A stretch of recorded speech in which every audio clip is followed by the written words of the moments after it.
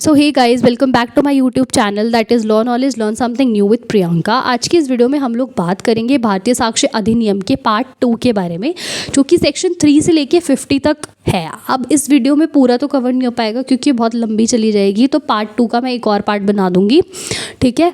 और दूसरी चीज़ कि जिसने भी पार्ट 1 नहीं देखा है वो जाकर पहले पार्ट 1 देखो, फिर पार्ट 2 देखना, तभी वो अच्छे से समझ में आएगा, ठीक है। तो बिना टाइम वेस्ट किए वीडियो को स्टार्ट करते हैं। तो पार्ट 2 हमारा सेक्शन नंबर 3 से लेके 50 तक है, जिसमें हमारा चैप्टर 2 है सबसे पहले, जो कि बात कर रहा है रेलिवेंसी ऑफ फैक्ट्स के बारे में, जिसमें सबसे पहले आता है हमारा सेक्शन नंबर 3, जो कि बताता है evidence may be given of facts in issue and relevant fact. Evidence may be given in if any suit of fact in issue और अदर फैक्ट्स जो कि रेलिवेंट होने चाहिए। मतलब कि ये वाला सेक्शन हमारा ये बोल रहा है कि अगर हमें एविडेंस देने हैं कोर्ट में, तो हम या तो फैक्ट इन इशू से देंगे एविडेंस, जो फैक्ट्स इशू में हैं, क्वेश्चन में हैं, उनके एविडेंसेस देंगे, या फिर हम उनसे रिलेटेड जो रेलिवेंट फैक्ट्स होते हैं उनके उनके एविडेंस दे सकते हैं। उसके अलावा हम किसी भी चीज़ का एविडेंस नहीं दे सकते। फॉर एग्जाम्पल कि जैसे हमने कल पढ़ा था एक क्वेश्चन कि राम ने खाना खाया, ये फैक्ट इन इशू है। क्या राम ने खाना खाया, ये फैक्ट इन इशू है, ठीक है। तो अब मैं इसके एविडेंसेस दे सकती हूँ कि नहीं, कल खाना बच गया था, मैंने तो 2 लोगों के लिए बनाया था लेकिन खाना बच गया था, ठीक है। तो इससे प्रूव हो रहा है कि नहीं खाया उसने, तो ये क्या हो गया, ये रेलिवेंट फैक्ट हो गया, ठीक है। या फिर मैं ये बोलूँ कि जैसे ही वो घर आया वो आकर कमरे में सो गया, खाना खाने तो वो नहीं आया था, तो ये क्या हो गया, ये रेलेवेंट फैक्ट हो गया, ठीक है। इसके एविडेंस हम दे सकते हैं, लेकिन इररेलेवेंट फैक्ट्स कौन से हो जाएंगे। अगर मैं बोलूँ कि अगर आप मुझसे पूछो राम ने खाना खाया था और मैं जवाब में बोलूँ हाँ उसने लाल रंग की शर्ट पहनी थी, इस बात का इस पॉइंट से कोई लेना देना नहीं है, तो हम इस फैक्ट के इस रेलिवेंट फैक्ट का एविडेंस नहीं दे सकते।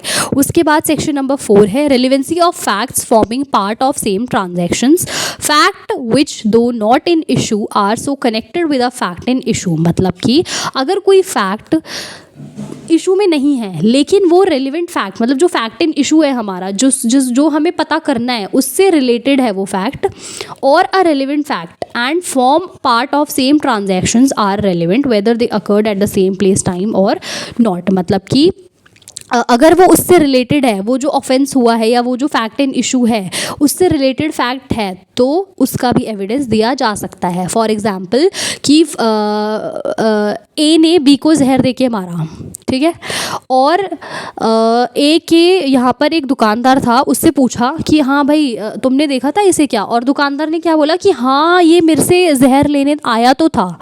तो अब ये एक अलग फैक्ट है लेकिन ये रिलेटेड है ना, और ये क्या है, सेम ट्रांजैक्शन का ही हिस्सा है। पहले उसने खरीदा फिर उसने दिया जहर, ठीक है। ऑल्दो पहले जहर खरीदा और उसके आधे घंटे 1 घंटे 2 घंटे बाद उसने दिया है, मतलब टाइम तो सेम नहीं है लेकिन रिलेटेड हो गए ना, तो हम उसका भी एविडेंस दे सकते हैं। उसके बाद है section number 5, facts which are the occasion cause of effect of facts in issue और रेलिवेंट फैक्ट्स। मतलब कि ऐसे फैक्ट्स जो किसी ओकेजन के बारे में बताएं, कॉज ऑफ इफेक्ट्स या फिर फैक्ट्स के बारे में बताएं जो कि रेलिवेंट फैक्ट्स या फिर फैक्ट इन इशू से रिलेटेड है। मतलब कि अगर फॉर एग्जांपल इसमें अगर मैंने बोला कि एक रूम है, उस रूम में बहुत सारे लोग हैं और मुझे पता है उसमें एक चोर भी है, तो और मैंने आके बोला कि आपको पता है पुलिस आ रही है और वो चोर डर के भाग गया, ठीक है। तो उसका जो वो एक्शन है, वो ओकेजन है, वो जो कॉज ऑफ इफेक्ट उसने करा है, तो वो भी उसके भी एविडेंस दिए जा सकते हैं, ठीक है। उसके बाद है मोटिव, प्रिपरेशन एंड प्रीवियस और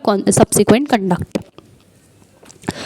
relevant fact which show motive और प्रिपरेशन, मतलब ऐसे फैक्ट्स जो उस इंसान का मोटिव बताएं या प्रिपरेशन बताएं, जैसे वो मैंने जहर वाला एग्जांपल दिया था। Which show conduct of any agent to the party, या फिर कोई एजेंट है किसी का और वो ऐसा कुछ काम कर रहा है। फॉर एग्जांपल ए ने बी को जहर दिया था लेकिन ए ने अपने एजेंट से मंगवाया है, ठीक है, और सबको पता है कि इसका एजेंट है, तो इन फैक्ट्स, ये सारे फैक्ट्स जो है रेलिवेंट फैक्ट्स माने जाएंगे और इनका एविडेंस भी दिया जा सकता है। Mayor statement is not relevant, conduct is also required. इसमें मेन इंपॉर्टेंट चीज़ यही है कि जो स्टेटमेंट होती है वो रेलिवेंट नहीं है, साथ में कंडक्ट को भी होना चाहिए। फॉर एग्जांपल मैंने किसी को बोला मैं तुझे थप्पड़ मार दूंगी या मैं तुझे जान से मार दूंगी, तो ये स्टेटमेंट के बेसिस पे मुझे कन्विक्शन नहीं हो सकती। जब तक मैं कुछ करूंगी नहीं ऐसा, तब तक मुझे कन्विक्शन नहीं हो सकती, ठीक है। तो ये यही बोल रहा है कि मेयर स्टेटमेंट जो है वो रेलिवेंट नहीं है। उसके बाद है सेक्शन नंबर 7 जो कि बात कर रहा है फैक्ट्स नेसेसरी टू एक्सप्लेन और इंट्रोड्यूस फैक्ट इन इशू और रेलिवेंट फैक्ट, मतलब ऐसे फैक्ट्स जो कि एक्सप्लेन कर रहे हैं या फिर इंट्रोड्यूस कर रहे हैं फैक्ट इन इशू और रेलिवेंट फैक्ट को, वो फैक्ट्स भी रेलिवेंट माने जाएंगे।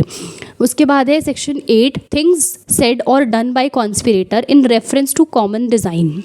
When two or more person conspired together for an offense, things said or done by one used against all, मतलब कि 2 या 3 लोग थे, उन्होंने कॉन्स्पिरेसी करी, क्रिमिनल कॉन्स्पिरेसी करी सबने मिलकर, ठीक है, और अब वो फ़िलहाल जेल में है। तो अब उनमें से एक इंसान ने वो दे दिया, कुछ बोला या उसने कुछ भी एक ऐसा कंडक्ट करा जो कि उसी ऑफेंस से रिलेटेड था, तो सारे के सारे ऑफेंडर्स जो है वो लाइबल माने जाएंगे।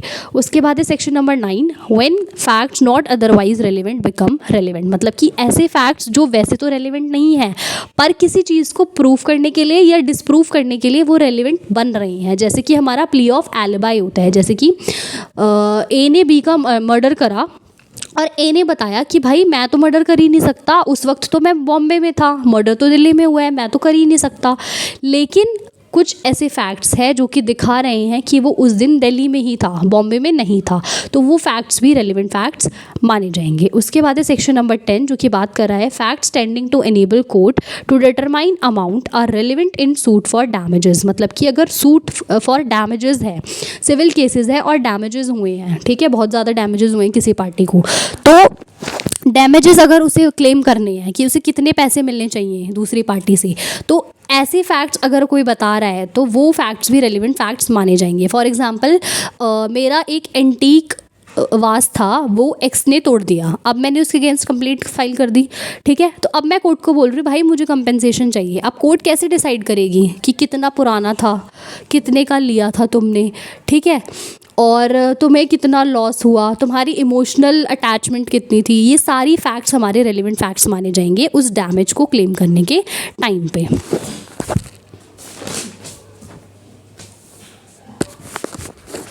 उसके बाद है सेक्शन नंबर 11 जो कि बात कर रहा है फैक्ट्स रेलिवेंट व्हेन राइट और कस्टम इज इन क्वेश्चंस, मतलब ऐसे फैक्ट्स जिनमें कस्टम्स और राइट जो है वो क्वेश्चन में है। Any transaction by which the right of custom was created, claim, modify, recognised, denied, मतलब कि वो सारे फैक्ट्स जो कि हमें ये बता रहे हैं कि एक राइट कैसे क्रिएट हुआ, या तो वो डिनाई हुआ है, या वो क्लेम हुआ है, या वो मॉडिफाई हुआ है। अगर कोई ऐसे फैक्ट्स है जो इनके बारे में बता रहे हैं तो वो फैक्ट्स भी रेलिवेंट माने जाएंगे कस्टम को वो करने में कि हाँ होते थे कस्टम्स, ठीक है।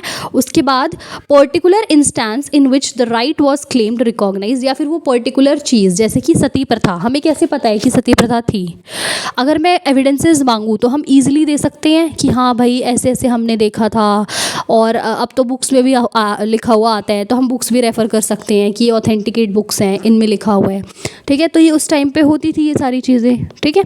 उसके बाद है सेक्शन नंबर 12 जो कि बात कर रहा है facts showing existence of state of mind और बॉडी फीलिंग, मतलब कि ऐसे फैक्ट्स जो कि बंदे के इंटेंशन को बता रहे हैं, नॉलेज को बता रहे हैं, गुड फेथ को बता रहे हैं, ये सारे फैक्ट्स हमारे रेलिवेंट फैक्ट्स माने जाते हैं। इसमें एक्सप्लेनेशन है हमारी, पहला है तो एक्सप्लेनेशन 1 बात करिए state of mind means the state of mind in that specific matter not in general, मतलब कि उस स्पेसिफिक मैटर में उसका माइंड कैसा था। फॉर एग्जांपल कि उस टाइम पे मुझे गुस्सा आ गया था, लेकिन जनरली तो मैं गुस्से में नहीं रहती, मैं तो शांत लड़की हूँ बहुत ज़्यादा, ठीक है। तो उस स्पेसिफिक चीज़ की बात कर रहा है, वो जनरल की बात नहीं कर रहा। उसके बाद एक्सप्लेनेशन 2 बात करी है if a person is tired for an offence, tired नहीं है, ट्राइड है, for an offence the previous conviction of such person is a relevant fact. अगर एक पर्सन को ऑफेंस के लिए ट्राई किया जा रहा है और प्रीवियस कन्विक्शन मतलब उसने पहले भी ये चीज़ करी है, तो वो फैक्ट जो है वो रेलिवेंट फैक्ट माना जाएगा। उसके बाद है सेक्शन नंबर 13 जो कि बात कर रहा है facts bearing on questions whether the act was accidental और इंटेंशनल, मतलब कि ऐसे फैक्ट्स जो कि बता रहे हैं कि ये उस इंसान ने ये जानबूझ के करा था ये काम या फिर गलती से हो गया था, तो वो फैक्ट्स भी रेलिवेंट फैक्ट्स माने जाएंगे। उसके बाद है existence of occurrence of course of business is relevant, मतलब कोई ऐसा काम जो एवरीडे होता है तो ये माना जाएगा कि हाँ भाई वो रोज़ हो रहा है, वो आज भी हुआ होगा, तो ऐसे फैक्ट्स भी रेलिवेंट फैक्ट्स माने जाएंगे। अब एडमिशन और कन्फेशन हम नेक्स्ट वीडियो में पढ़ेंगे। बाकी इतना आप देख लो, अगर आपको कुछ ना समझ में आए तो let me know in the comment section. Thank you for watching.